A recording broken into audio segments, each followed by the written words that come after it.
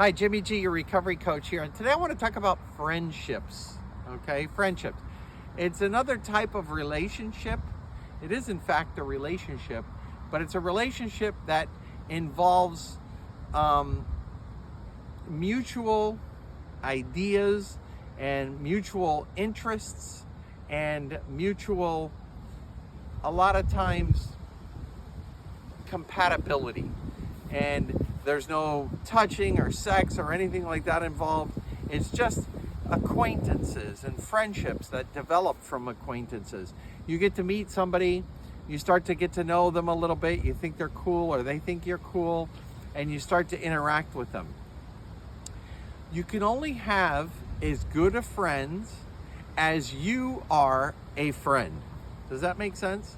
In other words, the best friendships you're going to have are the ones that you make investments into.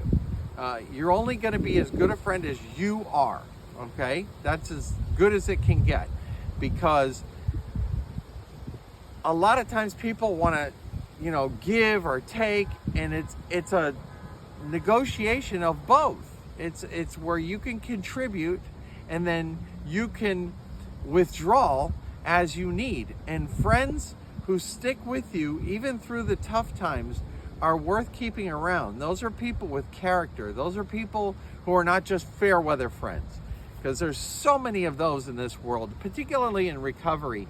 Of people who are addicts or alcoholics, they typically are pretty self-centered, and they're only interested in what they can withdraw from something.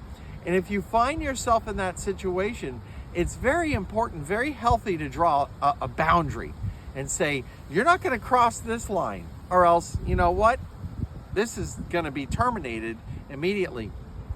And if you have to terminate some of those relationships, some of those friendships, celebrate it a little bit, because now you're making yourself available for somebody who is going to reciprocate in relationship. And it's a fine line that one has to cross, almost like a tightrope, because some people really love to contribute and some people don't like to receive.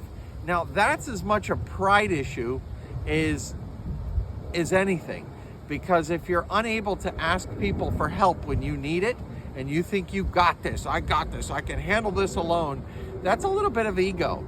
So that also has to be checked out. But friendships are important.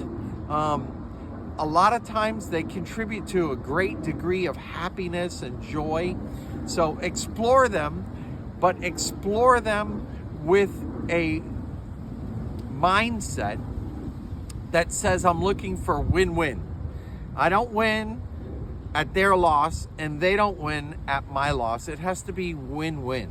And when you can find that win-win scenario, then you've got a friendship that's worthy of your contribution, okay? So it's important to have friends, but it's also important to draw boundaries with friends. And even if somebody's going through a difficult time, or you're going through a difficult time, it's important not to abandon them. You don't just blanket, rubber stamp somebody and say, oh, they're just a taker, I'm going to avoid them at all costs.